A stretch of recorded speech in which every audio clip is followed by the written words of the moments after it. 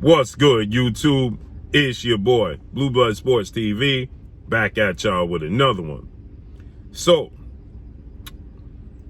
as we all know, undefeated 3-division world champion, former junior welterweight undisputed world champion, currently the reigning WBO, World Boxing Organization welterweight world champion, who is widely considered by many to be the #1 best pound-for-pound fighter in the world, in Terence Bud Crawford. 38 wins, no losses, no draw. 29 big wins by way of knockout. He is 35 years of age, 5'8" with a 74-inch arm reach. With that said, okay, Terence Crawford has moved on for the current showdown with undefeated unified 3-belt WBC, WBA, IBF welterweight world champion, superstar boxer, who is widely considered by many to be top 2, if not #1, definitely top 5 best pound-for-pound fighters in the world, in Errol "The Truth" Spence Jr. Errol Spence Jr. is 28 wins, no loss, no draw, 22 big wins by way of knockout. He is 32 years of age, 5'9.5" with a 72-inch arm reach, okay? Terence Crawford, Errol Spence fight was being pushed back to 2023. February or March of 2023. So Terence Crawford, he wants to stay active, seeing as though he hasn't fought since November of 2021. He wants to stay active, and Terence Crawford, he wants to, get back in the ring. And so he's going to fight welterweight title contender, Russian Armenian star boxer David Avanesian, okay? December 10th. And with that said, Errol Spence, it begs the question, what's next for Errol Spence Jr., okay?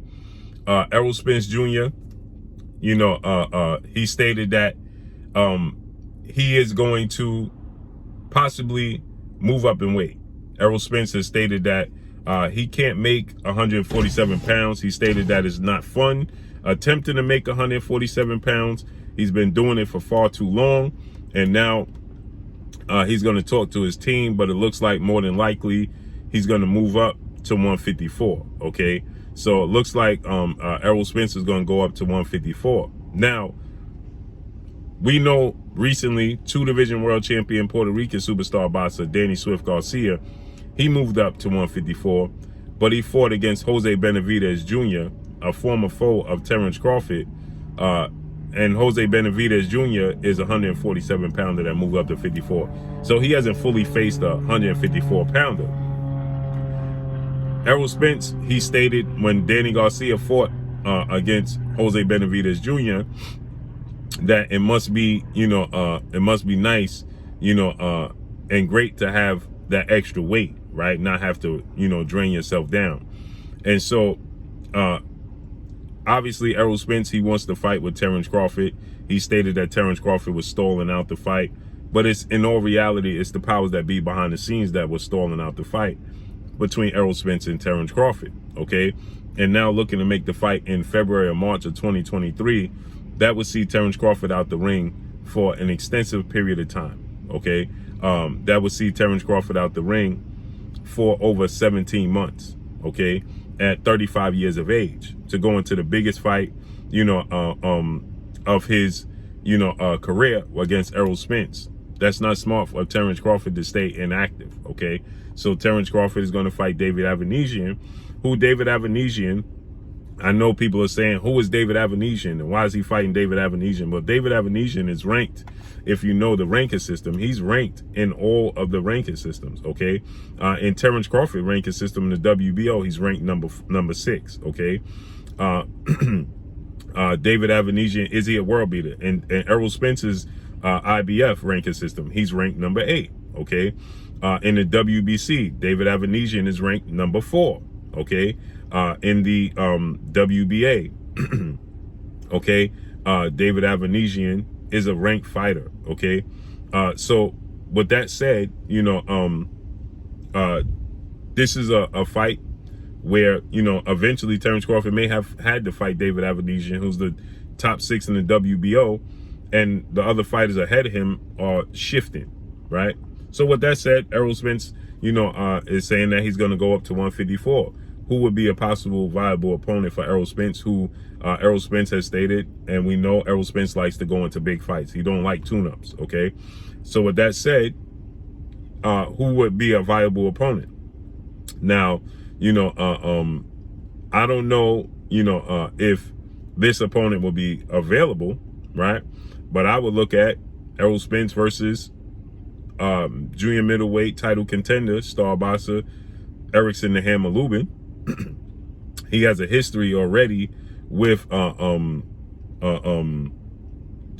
he already has a history with Brian Castano, who beat Errol Spence in the amateurs. Okay, so those are possible opponents. Erickson Lubin, he lost his last fight. He's 24 wins, 2 losses, no draws, 17 wins by way of knockout. Erickson Lubin, is he lost his last fight against Sebastian Fundora.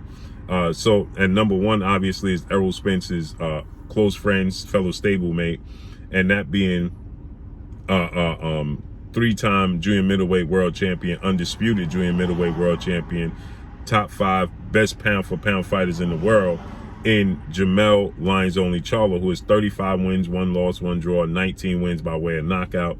He is 32 years of age, 6 foot tall with a 74-inch arm reach. He's at number 1, obviously.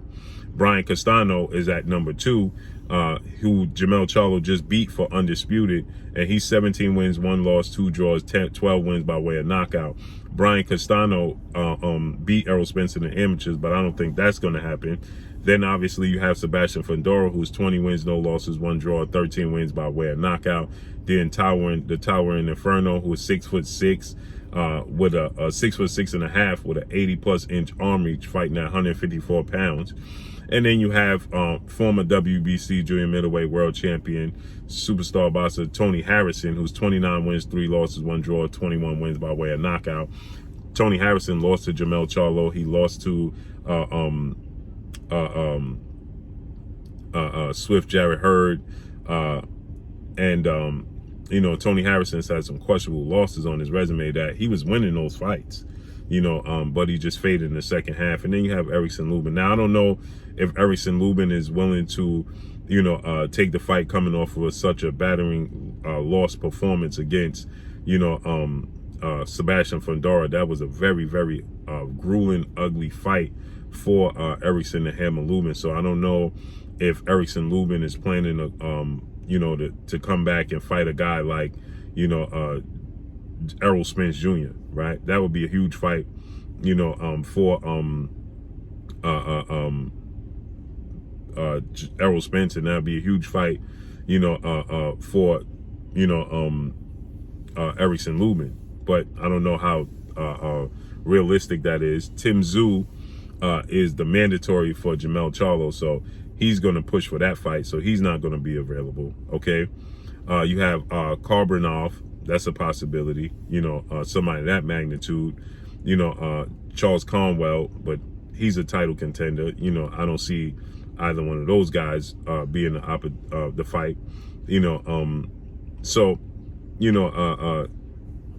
You got Troy Williams. Again, Jesus Ramos. That's a possibility. You got Damian Sosa. Xander Zayas is not going to fight him. Maybe Josh Kelly. That's a possibility. Just looking at those names, so Austin Trout is a possibility, but Errol Spence don't want tune-ups. Okay, so with that said, I would expect Errol Spence to possibly fight Brian Castano. Right? There's a storyline, there's history, or Erickson the Hammer Lubin. Right? Those seem like the 2 opponents that wouldn't be tune-up fights. He already fought and beat Danny Garcia, so that's out the question. Sebastian Fundora, I just can't see that happening. Xander Zayas is not going to happen. So it looks like to me would be Erickson Lubin or Brian Castano, because they're not tune-up fights. Those are big fights, but they're not title opportunity. Obviously, it puts Errol Spence in a position for a title opportunity, but Jamel Charlo is the undisputed champion, so all roads go through him to be a champion. So I think I don't know how much Erickson Lubin would be willing to get in the ring, because he took a very, very bad beaten against Sebastian Fundora. Now, Brian Castano, he was knocked out by Jamel Charlo, but he didn't take the same beating. You know, that Erickson Lubin, eye was swollen, nose was broken. He looked bad. Brian Castano is different. So maybe Brian Castano is the, you know, the possible opponent for Errol Spence, right? Maybe he stays at 147 and he fights, you know, his mandatory and Emanis Stanionis, right? So we got to see how this unfolds. Errol Spence does have options. It made sense for Terence Crawford to have a stay busy tune-up fight because he's been inactive for far too long. To wait till February or March for the Errol Spence fight is not realistic, right? So let's see how this unfolds and plays out moving forward. But that's all I got for y'all. Make sure you hit the like button. Drop a comment in the comment section. Let me know what y'all think. Y'all already know what it is. It's your boy Blue Blood Sports TV. Hate, like, comment, and subscribe. You haven't subscribed, hit the subscribe button, hit the like button, hit the bell icon to get all the new notifications. Follow me on Instagram at Blue Blood Sports TV, all one word. Y'all already know what it is. Shout out to the entire LDBC. Shout out to Black Media Row. Make sure you like and share these videos. That's all I got for y'all. Peace.